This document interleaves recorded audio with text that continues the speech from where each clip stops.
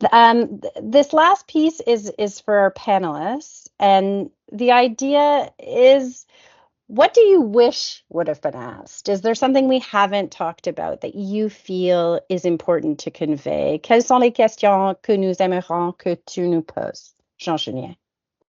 Pour faire écho à la question que tu posais tout à l'heure, c'est vrai que si la personne ne le dit pas, s'il n'y a pas de questions vis-à-vis de son collègue pour le supporter, ça peut être difficile. En fait, ce qu'il faut savoir, c'est que on n'est peut-être pas visible, mais on existe. Que autour de nous, il y a déjà un certain nombre de personnes qui sont neurodivergentes et autistes, et sans qu'on le sache.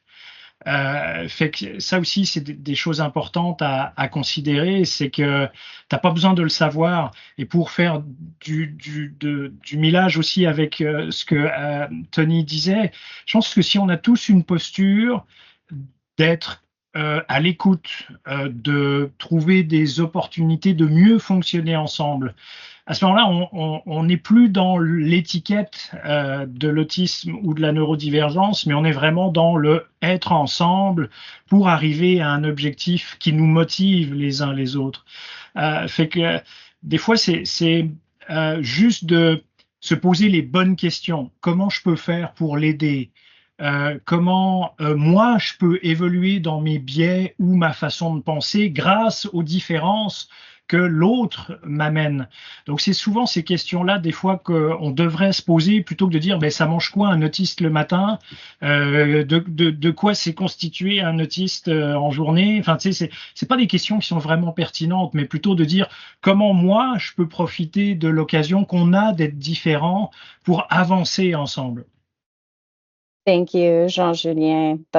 That's really important. The value of diversity of thought and diversity of experience in a group, and how can we embrace that and benefit as a society? Tony, is there anything you wish that we were talking about that we haven't discussed so far? I think the one thing that comes to mind is that I often hear neurodiversity talked about as if we're only talking about autistic folks or folks with ADHD or folks who are neurodivergent. We're not talking about whereas like we've sort of decided, it seems, that neurodiversity is synonymous with neurodivergent, and that it means the same thing. So often we hear, oh yeah, we gotta increase, we gotta empower or embrace neurodiversity. We're talking about everyone. We're talking about all of our brilliant minds working together and harnessing our strengths and experiences and being able to have an incredibly diverse team that can, do different things and can do novel things. But I think often because we see maybe when we talk about neurodiversity, we only think about sort of the differences from neurotypical or non-neurodivergent sort of